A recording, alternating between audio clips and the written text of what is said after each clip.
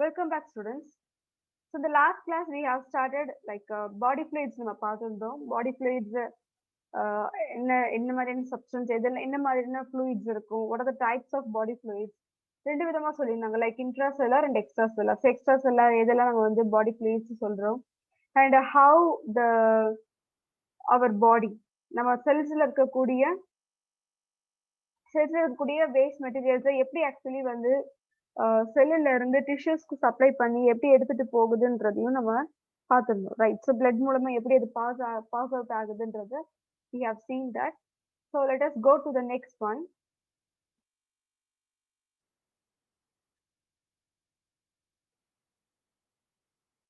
Actually sorry, இதை mention பண்ணலன்னு நினைக்கிறேன்.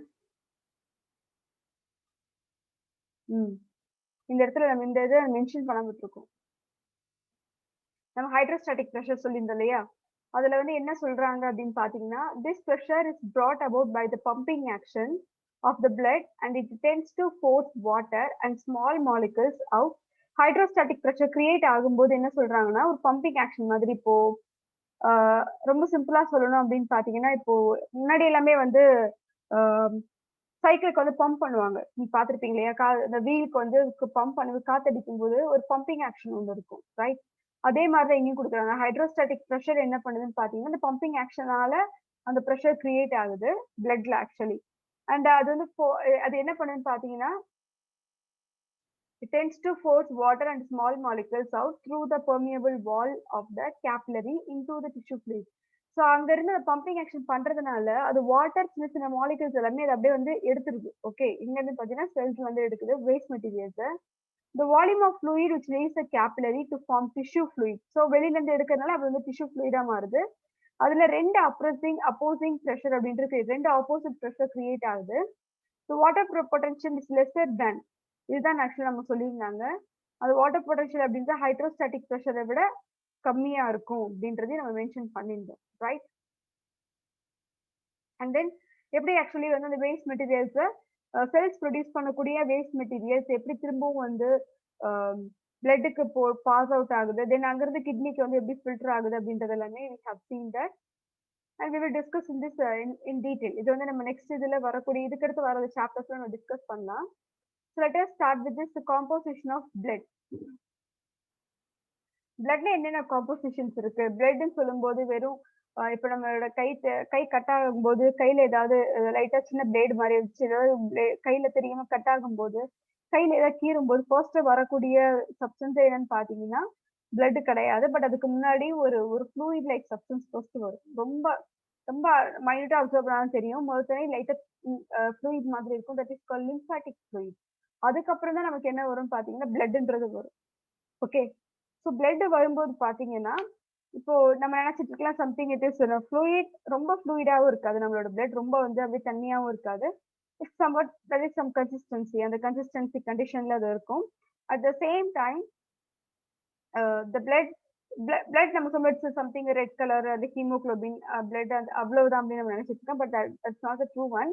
அதுல நிறைய காம்போனன்ட்ஸ் அப்படின்றது இருக்குன்றது தான் நம்ம இதில் கொடுத்துருக்காங்க. ஸோ பிளட்டோட காம்போசிஷன் எந்த மாதிரி இருக்கு, அதுல இருக்கக்கூடிய காம்போனன்ட்ஸ் எல்லாம் என்னன்றத we will discuss one by one. Okay, so blood is the most common body fluid that transports substances from one part of the body to the other. நம்ம பாடியில ஒரு பிளேஸ்ல இருந்து இன்னொரு பிளேஸ்க்கு சப்ஸ்டன்ஸ் வந்து டிரான்ஸ்போர்ட் பண்றது அப்படின்னு சொல்லும்போது பாத்தீங்கன்னா பிளட் மூலமா தான் டிரான்ஸ்போர்ட் ஆகுது. ஓகே, ஸோ பிளட் மூலமா தான் டிரான்ஸ்போர்ட் ஆகுதுன்னு கொடுக்குறாங்க. Blood is a connective tissue consisting of plasma. So அதுல என்ன டிஃபரன்ஸ் சொல்றாங்கன்னா, பிளாஸ்மா அப்படின்றது இருக்கு. பிளாஸ்மாவுக்கு இங்க என்னென்ன டெஃபினேஷன் கொடுத்துருக்காங்க பாருங்க, fluid matrix. So it is nothing, ஒரு பிளாஸ்மாக்கு நம்ம ஸ்ட்ரக்சர்ஸ்லாம் எதுவுமே கொடுக்க மாட்டோம், ஒரு ஃப்ளூயிட் மேட்ரிக்ஸ் மாதிரி இருக்கு. அண்ட் ஃபார்ம்டு எலமெண்ட்ஸ், அதுல நிறைய வந்து ஃபார்ம் ஆன எலமெண்ட்ஸ் எல்லாமே இருக்குன்னு நம்ம சொல்லலாம். The plasma constitutes 55% of the total blood volume. கிட்டத்தட்ட வந்து ஒரு 100% நம்ம எடுக்கணும்னு இமேஜின் பண்ணுங்க. பிளட்ல வந்து 100% அப்படின்னு நம்ம சொல்றோம்னா அந்த 100%ல வந்து நியர்லி 55% வந்து நம்மளோட பிளட் வால்யூம் அதுவே வந்து பிளாஸ்மா கவர் பண்ணிடுது. ஓகே, பிளாஸ்மால 55% இருக்கு. மீதி இருக்கக்கூடிய இந்த 45% இருக்கு இல்லையா, இதுலதான் என்னன்னு சொல்றாங்கன்னா formed elements that consist of blood cells. இதுலதான் நிறைய பிளட் செல்ஸ் எல்லாமே இருக்கு அப்படின்றாங்க. அந்த பிளட் செல்ஸ் சொல்லும்போது ஆர்பிசி, டபிள்யூபிசி இது எல்லாமே இதுலயே வந்துடும். ஓகே, அண்ட் த்ராம்போசைட்ஸ் இது எல்லாமே இதுலயே வரும். இப்போ ரிமைனிங் 45%ல செல்ஸ் எல்லாமே காம்பனன்ட்ஸ் இருக்கு. ஸோ சி ஹியர் அப்போ நம்ம பிளட் நம்ம சொல்லும்போது ஏன் வந்து பிளாஸ்மா நம்ம மெயினா டார்கெட் பண்றோம்னு பாத்தீங்கன்னா பிகாஸ் ஒரு 50%க்கு மேலேயே வந்து பிளாஸ்மா தான் நம்ம பிளட்ல அதிகமா இருக்கு. ஓகே, அதான் இங்க கொடுக்குறாங்க. The average blood volume is about 5000 ml in an adult weighing 70 kg. ஒரு ஆவரேஜ் அப்படின்னு சொல்றாங்கன்னா ஒரு 1000 பேர் வந்து வெயிட் எடுத்து அவங்களோட ஆவரேஜ் வெயிட் அதை வெயிட் பண்ணிட்டு அந்த ஆவரேஜ்ல இருந்து என்ன பண்ணுவாங்கன்னு பாத்தீங்கன்னா அந்த பர்சனோட சாரி அந்த பர்சனோட வெயிட்டை எடுத்து அதில் ஆவரேஜ் போடுவாங்க. ஸோ ஆவரேஜ் போட்டதுக்கு அப்புறம் அவங்க பாடியில இருக்கக்கூடிய பிளட் கண்டென்ட் ஆக்சுவலி நம்ம எடுக்க முடியாது. But it's an average. நார்மலா வந்து ஒரு 5000 ml வரைக்கும் இருக்கும்.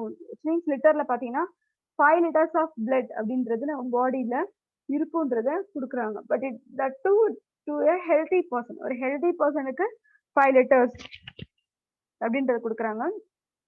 But in case of female நீங்க எடுத்துக்கிட்டீங்கன்னா ஃபீமேலுக்கு வந்து கம்மியா தான், மேல கம்பேர் பண்ணும்போது ஃபீமேலுக்கு கொஞ்சம் கம்மியா தான் இருக்கும். எதனால அப்படின்னு பார்த்தீங்கன்னா லைக் 4.5 அந்த மாதிரி தான் இருக்கும். எதனால அப்படின்னு பார்த்தீங்கன்னா because you know that female every one she is having a menstrual flow and அதனால அந்த ரீசனாலேயும் அது வந்து ஃபீமேலுக்கு கம்மியா தான் இருக்கும். Okay, and then next one is the plasma. So plasma பத்தி நம்ம பார்க்கலாம்.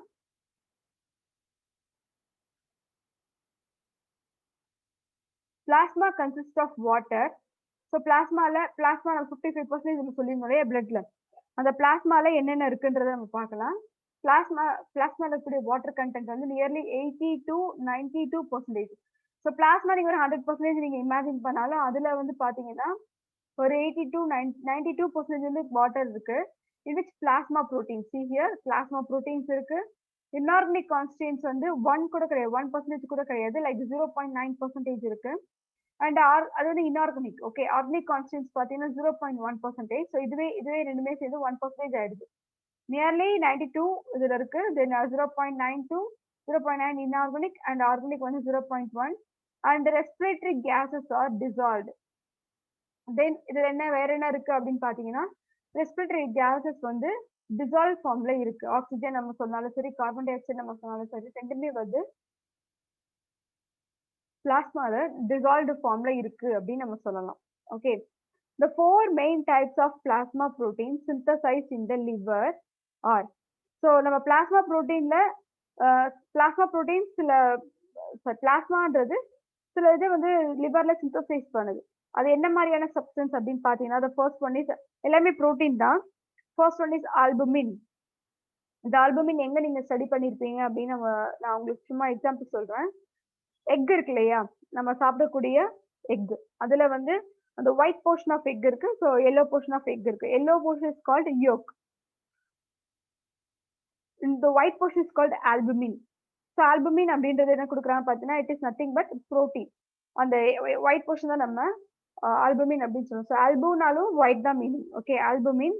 And globulin. குளோபுலின் நம்ம நிறைய இடத்துல ஸ்டடி பண்ணிருக்கோம். ஹீமோகுளோபின் நம்ம படிச்சிருக்கோம், ஹீமோகுளோபின். அதுல அந்த ஹீம்ன்றது அயன் குரூப், அந்த குளோபின்றது புரோட்டீன் குரூப். அந்த குளோபின் தான் இதுல கொடுத்துருக்காங்க. அண்ட் ப்ரோத்ராம்பின். த்ராம்பின் அப்படின்னாலும் வந்து இது வந்துட்டு ஒரு பிளட் கிளாட்டிங் புரோட்டீன் தான். பட் இந்த ப்ரோத்ராம்பின் அப்படின்னு பாத்தீங்கன்னா இட்ஸ் இன்ஆக்டிவ் ஃபார்ம்ல இருக்கும். ஓகே, ப்ரோ நான் சொல்லியிருக்கேன். ப்ரோன்னு வந்துட்டாலே அதோட மீனிங் என்னன்னு பாத்தீங்கன்னா இட் இஸ் இன்ஆக்டிவ் கண்டிஷன் அப்படின்னு தான் அர்த்தம்.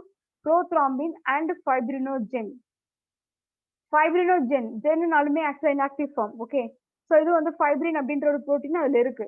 இப்போ ப்ரோத்ராம்பின் வந்து ஒரு ஃபங்க்ஷன்லெஸ்ல இருந்து ஃபங்க்ஷனா மாறும்போது த்ராம்பின் அப்படின்றதுக்கு கன்வெர்ட் ஆகும். அதே மாதிரி ஃபைப்ரினோஜென் வந்து ஃபைப்ரினா மாறுறதுக்கு ஃபைப்ரினா ஒரு ஆக்டிவ் ஃபார்முக்கு அது கன்வெர்ட் ஆகும். Okay, albumin maintains the osmotic pressure of the blood.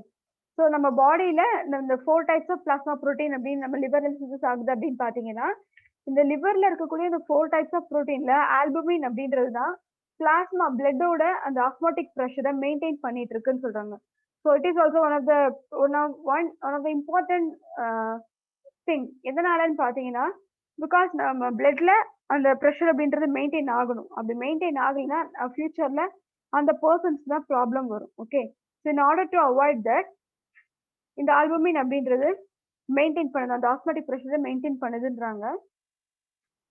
And குளோபலின் பாருங்க, ஸோ ஒவ்வொரு ஃபங்க்ஷன் ஒவ்வொரு ப்ரோட்டீனுக்கும் சில ஃபங்க்ஷன்ஸ் கொடுத்துருக்காங்க. ஆல்புமின்ன்றது ஆஸ்மோட்டிக் ப்ரெஷரை மெயின்டைன் பண்ணுது.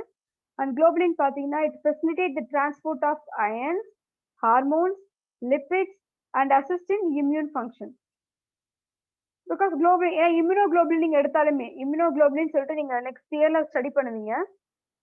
நம்ம இம்யூன் செல்ஸை பத்தி ஸ்டடி பண்ணும்போது வி ஸ்டடிட் லைக் இம்யூனோகுளோபுலின்ஸ் அப்படின்னு படிப்பீங்க. அதுல பி செல்ஸ் இருக்கும் and you are having T cells. இந்த ரெண்டு செல்லுமே பார்த்தீங்கன்னா இம்யூனோகுளோபுலின் அப்படின்ற ஸ்ட்ரக்சர் நம்ம ஸ்டடி பண்ணுவோம்.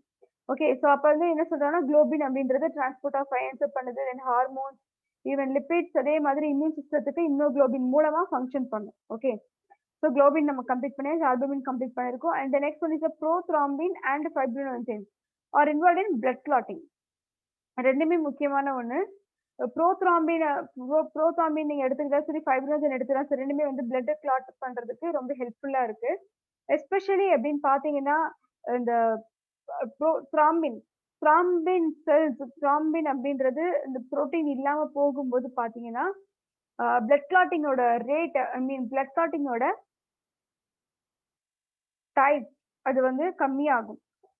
சே ஃபார் எக்ஸாம்பிள் ஒரு சின்ன கீரல் வந்தாலும் நம்ம பாடியில within seconds or maximum minute வரைக்குமே வந்து அது கிளாட்டிங்க சீக்கிரமாவே நடக்கும். அதே மாதிரி அந்த கிளாட்டிங் நடக்கிறதுக்கு அந்த ஊண்டோட சைஸும் ரொம்ப பெரிய விஷயம், ரைட்? காயம் சின்னதா இருந்ததுன்னா கிளாட்டிங் ரொம்ப சீக்கிரமா நடக்கும். காயம் வந்து பெருசாக கிளாட்டிங் ப்ராசஸ் கொஞ்சம் டைம் எடுக்கும். பட் ஆனா கண்டிப்பா கிளாட்டிங் அப்படின்றது அங்க நடக்கும். அதனால என்ன கொடுக்குறாங்கன்னா த்ராம்பின் அண்ட் ஃபைப்ரின், இது ரெண்டுமே வந்து கிளாட்டிங்க்கு ரொம்ப ஹெல்ப்ஃபுல்லான ஒரு புரோட்டீன் அப்படின்னு சொல்லலாம்.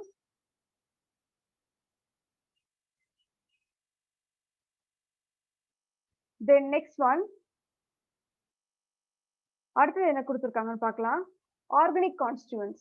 ஓகே, ஆர்கானிக் கான்ஸ்டியூவன்ஸ் இன்க்ளூட், இப்போ ஆர்கானிக் கான்ஸ்டியூவன்ஸ் பார்த்தீங்கன்னா இதெல்லாம் ரிலீஸ் பண்ணக்கூடியது. ஓகே, என்னென்ன சப்ஸ்டன்ஸ் எல்லாமே வருதுன்னு பாருங்க. யூரியா, இது and amino acids and glucose, fats and vitamins. And inorganic constituents include chloride, carbonate, phosphates, பொட்டாசியத்திலிருந்து வரக்கூடிய பாஸ்பேட்ஸா இருக்கலாம். Then sodium, calcium and magnesium. So இது அப்போ ஆர்கானிக் கான்ஸ்டியூன்ஸ் நம்ம சொல்லும்போது urea, amino acid, glucose, fats இதெல்லாம் இருந்தாலும்,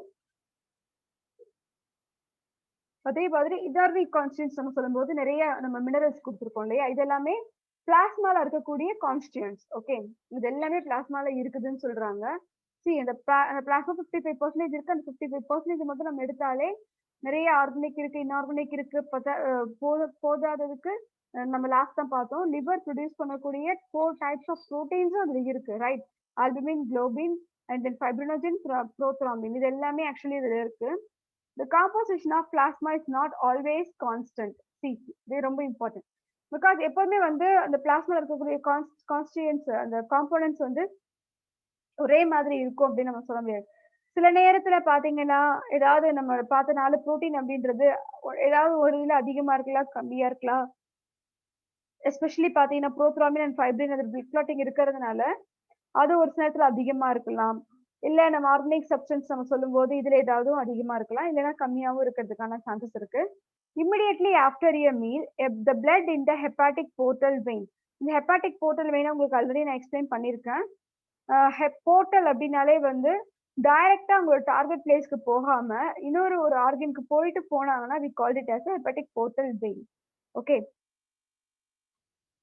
so immediately after meal the blood in the hepatic portal vein has a very high concentration of glucose. See here, நான் சொல்லியிருக்கேன் இல்லையா, நம்ம சாப்பிட்ட உடனே என்ன ஆகும்னு பாத்தீங்கன்னா, இப்ப நம்ம மார்னிங் எழுந்த நேரத்துல இப்ப நம்மளோட பிளட் ப்ரெஷர், நம்ம பிளட்டோட சுகர் லெவல் நீங்க எடுத்து பாத்தீங்கன்னா சுகர் லெவல் கம்மியா இருக்கும், அது நார்மலா தான் இருக்கும், ப்ராப்ளம் இருக்காது. ஓகே, ஆனா அதே இத மார்னிங் பிரேக்ஃபாஸ்ட் முடிச்சதுக்கு அப்புறம் நீங்க எடுத்து பாத்தீங்கன்னா ஹை பீக்ல இருக்கும். ஹை பீக் நார்மலை விட அதிகம், கொஞ்சம் அதிகம் அப்படின்னு நம்ம சொல்ல முடியாது. இட் இஸ் ஹை பீக்ல இருக்கும். ஸோ அதான் கொடுத்துருக்காங்க. Immediately after meal, the blood in the hepatic portal vein has a very high concentration of glucose as it is transporting glucose from the intestine to the liver where it is stored. இதை store பண்றதுக்கு யார் வருவாங்கன்னா இன்சுலின்ற hormone. Okay, just imagine. அப்போ இதை transport பண்றதுக்கு liver, இது நேரா வந்து எங்க டிரான்ஸ்போர்ட் ஆகும்னு பாத்தீங்கன்னா லிவருக்கு தான் டிரான்ஸ்போர்ட் ஆகுது. லிவர்ல டிரான்ஸ்போர்ட் ஆகும்போது லிவர் வந்து ஸ்டோர் பண்ணுன்றதை நம்ம மென்ஷன் பண்ணிருக்கோம். அல்மோஸ்ட் லிவர் நம்ம சொல்லும்போது பாத்தீங்கன்னா it can store almost 2 kg of glucose இந்த ஃபார்ம் ஆஃப் கிளைகோஜன். குளுக்கோஸை 2 கிலோ வரைக்கும் அதில் ஸ்டோர் பண்ண முடியும். அதுவும் எந்த ஃபார்மா அதை மாற்றி ஸ்டோர் பண்ண பார்த்தீங்கன்னா கிளைகோஜன் அப்படின்ற ஃபார்ம்ல ஸ்டோர் பண்ணும். தென் அதுக்கு மேல வர்றது நம்ம சொல்லியிருக்கிறோம் மசிலுக்கு எல்லாத்துக்குமே பிரிச்சு அது கொடுத்துரும் அப்படின்றத நான் சொல்லியிருக்கேன், ரைட்?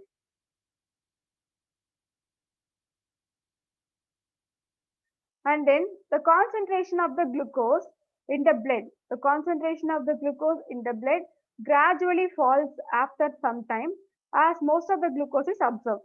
ஏன் வந்து இது இது இந்த இந்த நம்ம சாப்பிட்டதுக்கு அப்புறம் ஏன் இன்க்ரீஸ் ஆகணும், அதுக்கப்புறம் ஏன் இந்த மாதிரி ப்ராசஸ் எல்லாம் பண்ணணும் அப்படின்னு பாத்தீங்கன்னா சிம்பிளான ஒரே விஷயம் தான்.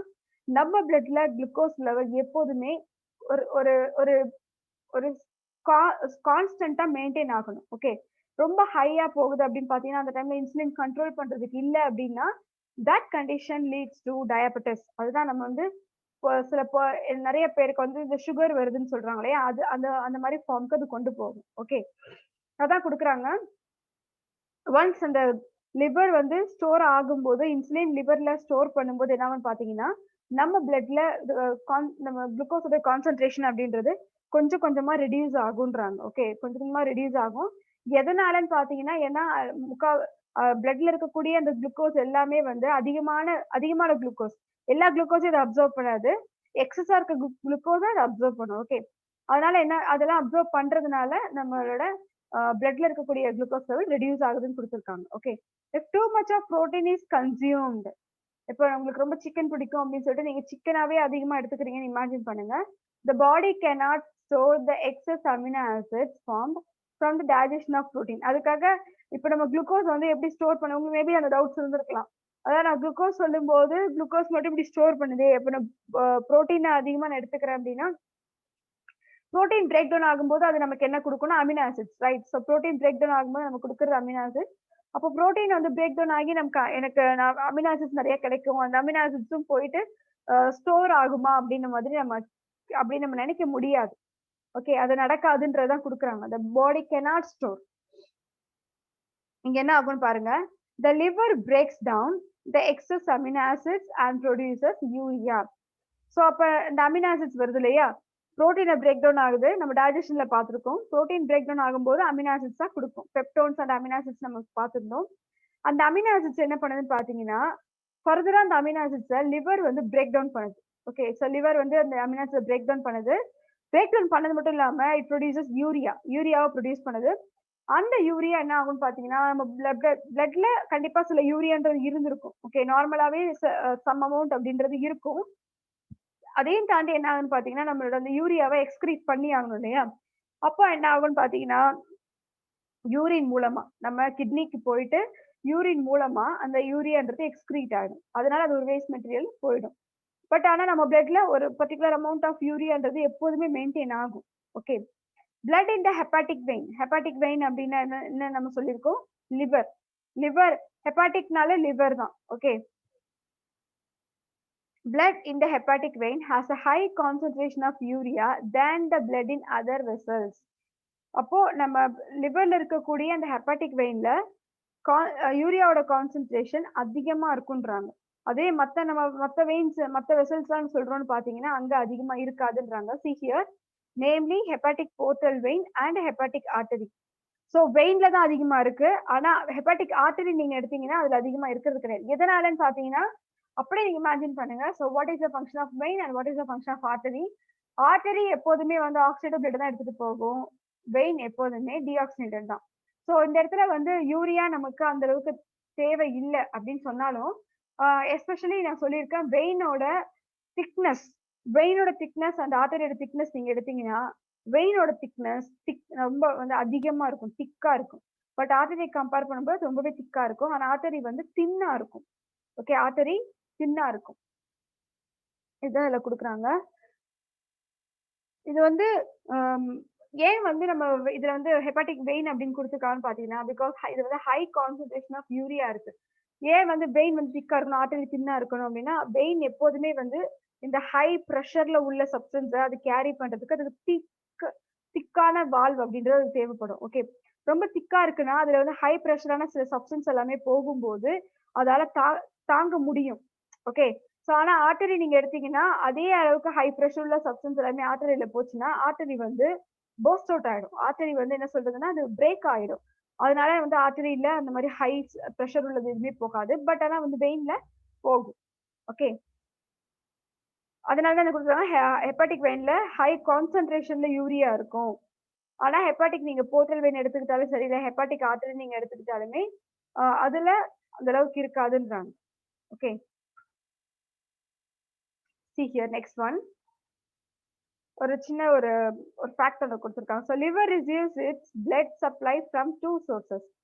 அப்ப லிவருக்கு இப்ப நான் ஃபர்ஸ்ட் சொல்லும்போதே இன்ட்ரோடக்ஷன்ல சர்க்குலரி சிஸ்டம் நம்ம சொல்லும்போது, ஹார்ட் இஸ் அ பம்பிங் ஆர்கன்றத நம்ம சொல்லியிருந்தோம். மென்ஷன் பண்ணியிருந்தோம். ஈவன் தோ ஹார்ட் வந்து பம்பிங் ஆர்கனா இருந்தாலும், பம்ப் பண்ணி அந்த பிளட்ட மட்டும் சப்ளை பண்றது கிடையாது. அதுக்கும் பிளட் சப்ளை வேணும். ரைட். ஏன்னா பிளட்ல தான் ஆக்சுவலா ஆக்ஸிஜனேட்டடான சப்ஸ்டன்ஸ் எல்லாமே அதுக்கு போயிட்டு இருக்குன்னு நம்ம சொல்லியிருக்கோம். அப்போ ஹார்ட் வந்து பம்ப் பண்ணுது அப்படின்னா, it needs some energy. Right. அதுக்கும் அந்த எனர்ஜி வேணும். அப்ப எல்லா இடத்துக்கும் அந்த பிளட்ட குடுத்துட்டு ஹார்ட்டுக்கு பிளட்டே இல்லாம அது கண்டிப்பா இருக்க முடியாது. அதனால அதுக்கு என்ன இருக்கும்னு பார்த்தீங்கன்னா, திரும்பி அதுக்கு சர்க்குலேட் ஆகுற மாதிரி, அதுக்கும் வந்து ஒரு ஆக்ஸிஜனேட்டட் பிளட் சப்ளை ஆகுற மாதிரி அது ஒரு மெக்கானிசம் அதுக்கு இருக்கும். ஓகே. ஸோ ஹார்ட் என்ன பண்ணும்னு பார்த்தீங்கன்னா, லோவர் பார்ட் ஆஃப் த பாடிக்கு சப்ளை பண்ணும். நம்மளோட அப்பென்டேஜஸ்க்கு சப்ளை பண்ணும். அப்பர் பார்ட் ஆஃப் த பாடிக்கு சப்ளை பண்ணும் பிளட்ட, ஆக்ஸிஜனேட்டட் பிளட்ட. கூடவே வந்து என்ன பண்ணும் பார்த்தீங்கன்னா, ஹார்ட்டுக்கும் பிளட் வந்து திரும்பி வர்ற மாதிரி ஒரு மெக்கானிசம் வச்சிருக்கும். அது ஆக்ஸிஜனேட்டட் பிளட்ட திரும்பி வர மாதிரி செட் பண்ணும். அதே மாதிரி லிவர்ல வந்து இந்த பிளட் சப்ளை வந்து வர்றதுக்கு பாத்தீங்கன்னா 2 சோர்ஸ் இருக்குன்றாங்க. ஒண்ணு ஃபர்ஸ்ட் பாருங்க. The hepatic artery brings oxygenated blood. See here. இந்த ஆர்டரினாலே நான் உங்களுக்கு சொல்லியிருக்கேன். Artery always carry oxygenated blood. Okay. அந்த அந்த கேஸ் இந்த ஆர்டரி அண்ட் வெயினோட மெக்கானிசம் எப்போ மாறும்னு பாத்தீங்கன்னா, லங்ஸ்ல மட்டும் தான் மாறும். மீதி எல்லாத்துக்கும் காமன் தான். Okay. Pulmonary artery and pulmonary வெயின்ல மட்டும் தான் அப்படியே ஆப்போசிட்டா இருக்கும். பல்மோனரி வெயின் ஆக்சிஜனேட்டட் கேரி பண்ணும். Pulmonary artery deoxygenated blood carry பண்ணும். இது மட்டும் நல்லா ஞாபகம் வச்சுக்கோங்க.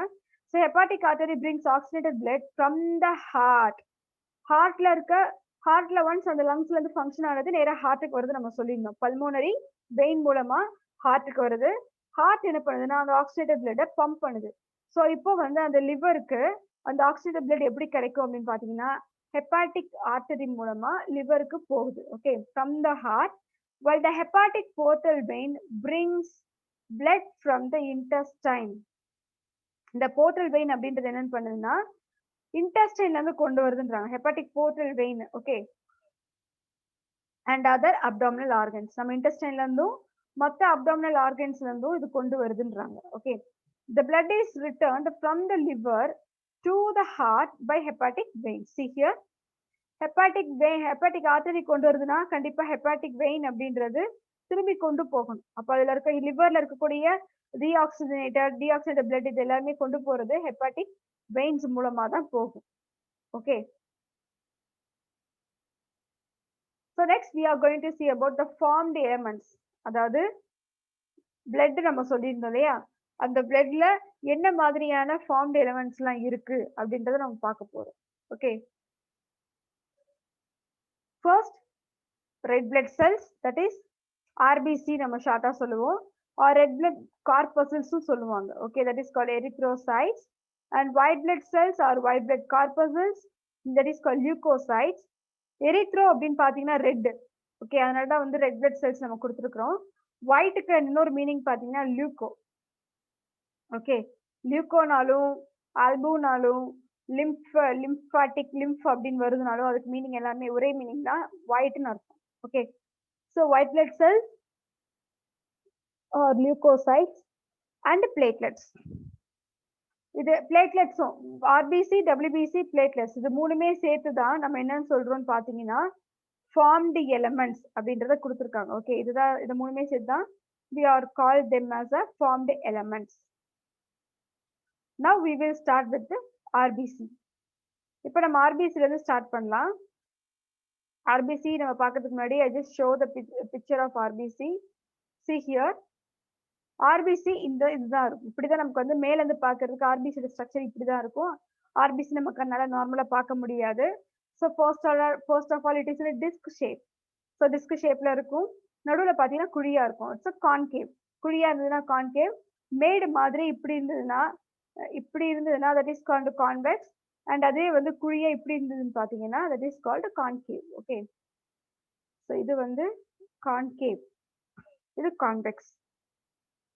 நம்ம நீங்க பிசிக்ஸ்ல வந்து அந்த கிளாஸஸ் பத்தி ஸ்டடி பண்ணும்போது படிச்சிருப்பீங்க ரைட்? அதுல வந்து concave mirror, concave classes, convex classes சொல்லிட்டு அந்த லைட் பாஸ் பண்ணும்போது அது நம்ம அந்த கேரக்டர் நம்ம ஸ்டடி பண்ணிருக்கோம். அதை பத்தி இப்ப நம்ம தேவையில்லை. Just listen. ஸோ இது மட்டும் இந்த சைடு மட்டும் இருக்காது, இதோட பேக் சைட்லயும் பாத்தீங்கன்னாலும் கான்கேவா தான் இருக்கும். அதனால என்னன்னு பாத்தீங்கன்னா ரெண்டு சைடு இருக்கிறதுனால, ரெண்டு சைடுமே கான்கேவ் ஸ்ட்ரக்சர்ல இருக்கிறதுனால we call it as a biconcave. By-னா 2. Okay, ரெண்டு சைடுமே அது கான்கேவா இருக்கறனால we call it as a biconcave RBC அப்படின்னு சொல்லுவோம். It's a disc shape or spherical shape. நல்லா ரவுண்டா இருக்கும், ரெண்டு சைடுமே இருக்கும். சிம்பிளா சொல்லணும்னு பாத்தீங்கன்னா நம்ம வீட்ல அம்மா வந்து சப்பாத்திக்காக அந்த மாவு தேய்ச்சி வச்சிருப்பாங்க இல்லையா, அதுல வந்து இந்த உருண்டை பிடிச்சி வச்சிருப்பாங்கல்ல. ஸோ அந்த உருண்டையில பாத்தீங்கன்னா ரெண்டு சைடுமே நீங்க வந்து கையால ரெண்டு சைடுமே குழிய போட்டீங்கன்னா, குழிய போட்டு அது ரவுண்டா இருந்ததுன்னா எப்படி இருக்குமோ அதுதான் RBC. ஓகே, ஸ்பெரிக்கலா இருக்கும், இந்த சைடு அந்த சைடு வந்து குழி மாதிரி இறங்கி இருக்கும். Okay, that is called concave. Biconcave ஷேப்ல இருக்கும்.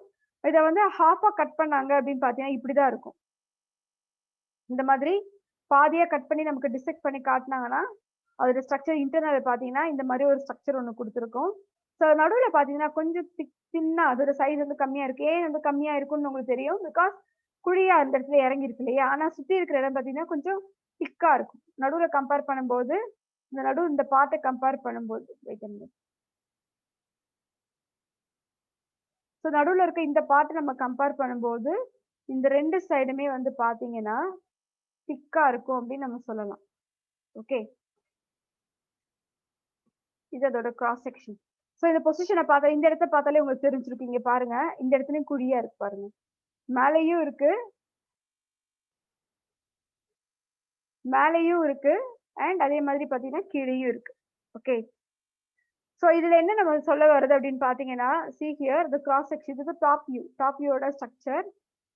இப்போ வந்து இதோட வித் நம்ம பார்க்கலாம், இதோட சைஸ் எவ்வளவு இருக்கு அப்படின்னு நம்ம பார்க்கலாம். இது கண்ணுக்கே தெரியாது நான் சொல்லியிருக்கேன், it's a mu meter. Okay, so அதோட டாப் வியூல வந்து கொடுத்துருக்காங்க. அதோட சைஸ் பாத்தீங்கன்னா 7.0 mu meter, 7.0ல இருக்கு. கிராஸ் செக்ஷன்ல பாத்தீங்கன்னா 2.5 mu meter. ஓகே,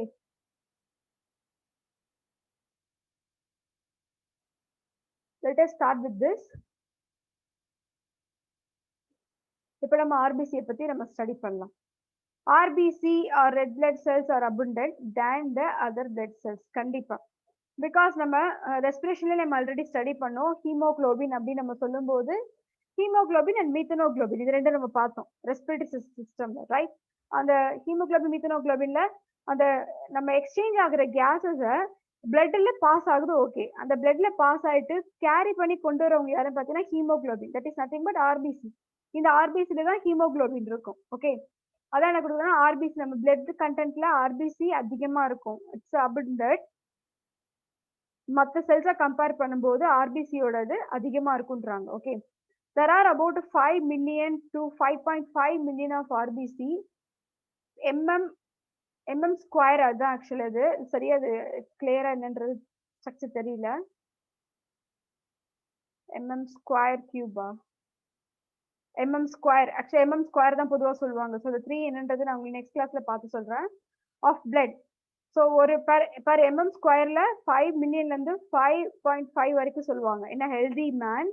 அதுவே ஃபீமேல் பாத்தீங்கன்னா கம்மியா இருக்கும், 4.5ல இருந்து 5. மேலுக்கு 5 மில்லியன்ல இருந்து 5.5 இருக்கும், ஃபீமேல் பாத்தீங்கன்னா 4.5ல இருந்து 5 மில்லியன் ஆஃப் RBC இருக்கும். ஓகே, எதனாலன்றதும் உங்களுக்கு தெரிஞ்சிருக்கும், பிகாஸ் எப்போதுமே ஃபீமேலுக்கு கொஞ்சம் கம்மியா தான் இருக்கும். At the same time she is having every month the menstrual flow. And RBCs are very small with the diameter of 7 mu meter or micrometer. The structure of RBC is shown. So அதை நம்ம உங்களுக்கு காட்டியிருக்கிறேன். The red blood color of the RBC is due to the presence of respiratory pigment called hemoglobin discovered in the cytoplasm.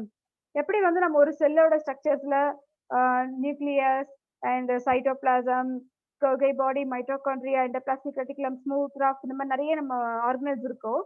ஆனா இதுல பாத்தீங்கன்னா nucleus இருக்காது.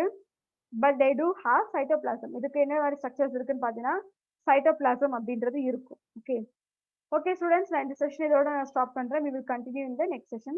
Thank you.